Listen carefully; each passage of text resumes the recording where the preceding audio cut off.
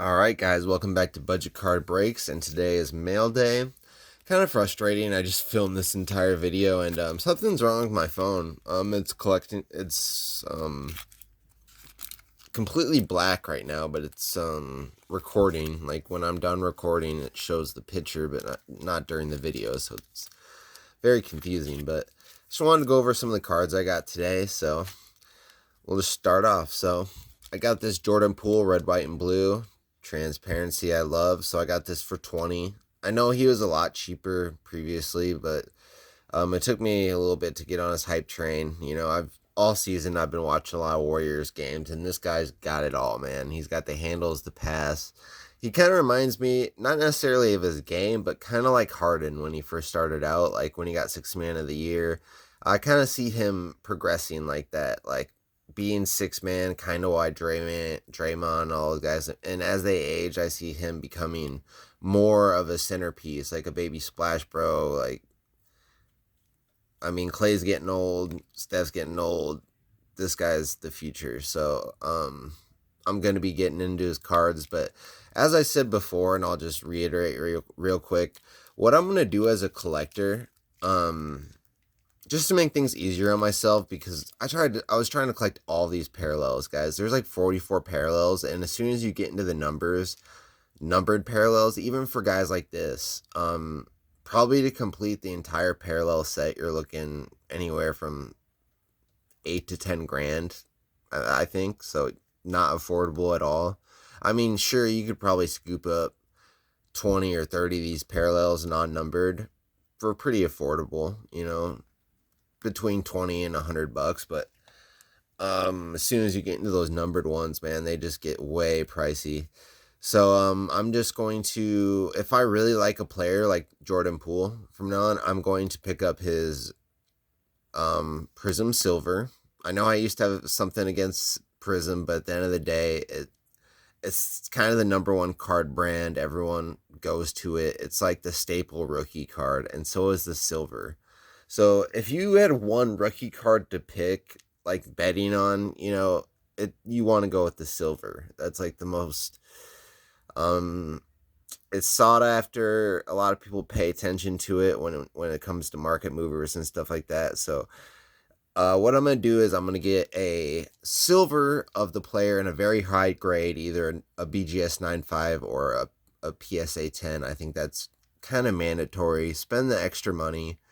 I know I used to always say nines as a collector card, but I mean, the 10s and the 9.5s, those are what those like really rich collectors.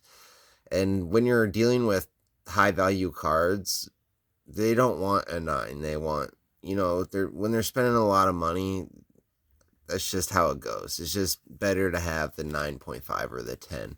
But that's doable with the Prism Silvers, even with the big players. I mean, the biggest players, you might, like Justin Herbert, you might spend 650. Luka Doncic, you might spend 700. But I mean, all the rest of the players, I mean, you're probably looking at like $200, 150, 100 for the Silver Prism in a good grade. So definitely doable. And once I do that, then I'll get a high value insert, preferably a Kaboom. If they don't have a Kaboom of the player, I will do a Downtown or something that matter, or a Color Blast, just a high value insert. And then lastly, an autograph of the player.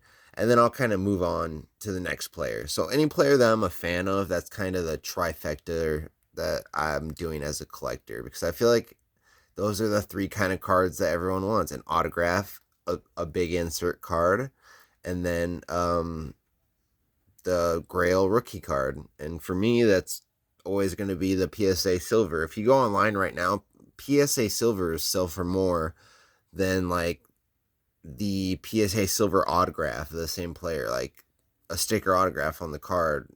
Just the regular silver is considered better. But anyways, I digress. Kind of went on tangent there. So I got this My House of Trae Young. As you guys know, I have a lot of My Houses. They're not worth a lot of money. Usually I pay between $1. The most I probably paid is like $4, and those are like, no, that's a lie. I actually think I paid like $14 for a Ja Morant like a year and a half ago when the market was a lot stronger. But I counted today, and this is a different style. I actually have two other Trae Youngs that are different. So I think this is a different year, maybe, even though it says 2019, 2020. Maybe I have the 2020, 2021s. I don't know. But I have like 22 of them. I'm not sure how many My Houses there are. They're not the numbered ones. To me, it's kind of dumb that this card's $1, but if I have a serial number that says out of 150, then it instantly brings the card up to like over $100. Like, come on, it's the same design, just numbered, and it's astronomically higher. So, I recommend those cards. They're really cool, not like investment wise, but you can get a lot of them, and of all the best players, like they make My Houses for like the key players that everyone wants. So, like LeBron James, all the main guys. So if you don't have a lot of money, this is definitely a set I recommend. Okay, moving on. So as you guys know, I'm not a soccer fan. I do not know shit about soccer. The seller, he included these cards with them. No idea. Arthur, fielder, Javantis, whatever. But still, nice of him to do that. And when I first started collecting Kabooms, I picked up like 4 random soccer Kabooms, right? Just because they were so cheap. And when I first just collected Kabooms, my goal was to collect 60 of them in 4 years. And I'm gonna smash that goal. I mean, I'm already over halfway there. And I was saying, don't be a cheater, just get the basketball ones, because I'm also doing the 2013 Kaboom set. I have about 6 out of 20 of those, but I already have right now in my possession I have 5 of these Kabooms, the soccer ones. So I'm a fourth of the way through the set. I'll probably be able to complete the set probably 2 months. The most expensive card I've seen in this year is like $150. All the rest of them are like 50, 40. So I just figure every payday I'll pick up like 2 or 3 of these cards until I complete the set. I mean, I know it's like a low value, but I mean, it's Kaboom, get them graded. It's a full set. Definitely money to be made, in my opinion. So gotta love that. And my last pickup. This card looks a lot better in person than online. It's the Hyper Prism Jordan Poole. Like I said, I kind of made an executive decision. I was like, okay, I want to collect Jordan Poole.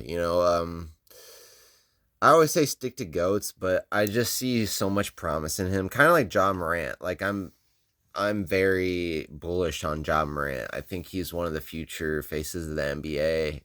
He is, like, no doubt about it. I can't say the same for Zion. He makes me nervous, but I am a Zion fan as well. But his cards are very overpriced. I would say about 3 times the price of Jordan Poole. But baby Steph Curry, in my opinion, I mean, once they get rid of, he kind of reminds me of James Harden. When James Harden first came in the league, he was 6th man of the year. This guy's 6th man, but best believe he's 6th man for a reason, just because they got the old guys. And being on that team, he has a chance to win a few more championships to his resume, which is great. And then they'll retire, and then he'll probably be the centerpiece of the Warriors, I mean, every time he shoots, I'm like, bucket. Like, he's a great shooter, man. Just great shooter and a great dribbler and facilitator as well. I mean, I'm sure he probably gets that from Clay, but a lot of confidence in this player. Like, a lot of confidence. If I would have got into him about a year ago, 2 years ago, I could have got the cards probably for a fourth cheaper, but like I said, I'm bullish. I think I'll probably 10x my money on this, but that's because I'm a long-term holder, guys. I hate it when people say it's a long-term hold, 6 months or a year. Like, that's not long-term, dude. That's a season. That's holding a card for a season. It's not long at all. Like, long-term for me is like 5-10 years. 10. Like, I always tell people, I plan to sell my cards like Pokemon 50th anniversary. You'll see me sell my cards then. But anyways, guys, if you stuck around this long, I really appreciate it. made my day opening these up. I have quite a few more cards coming in the mail. Um, and I got paid today, so I'll be making some more orders. Got some really cool stuff coming in. Hopefully, I'll have a 2013 Kaboom if I win the auction. I have my first good. I know I always tell people I collect downtown, but to be honest, my only like really good downtown card, I have a LaMelo Ball downtown and a Ja Morant downtown. But all my other downtowns are kind of like mid, you know. The older ones that just are the clear background, not like the lasers and stuff like they do now. So I picked up a Kyler Murray one for like 120. I'm kind of a fan of Kyler Murray, to be honest. I'm definitely a Vikings fan, but I can't stand our quarterback. I have no faith in him. I love Justin Jefferson. I love Dalvin Cook. Two players I definitely I'm gonna get Dalvin Cook's prism, and I know it's probably a bad decision to invest or collect a running back just because they're so volatile, they don't last long and their cards don't sell the greatest. But I mean, when you're a Vikings fan, that's like the one team I'm actually like a really big fan of. I was a huge fan of the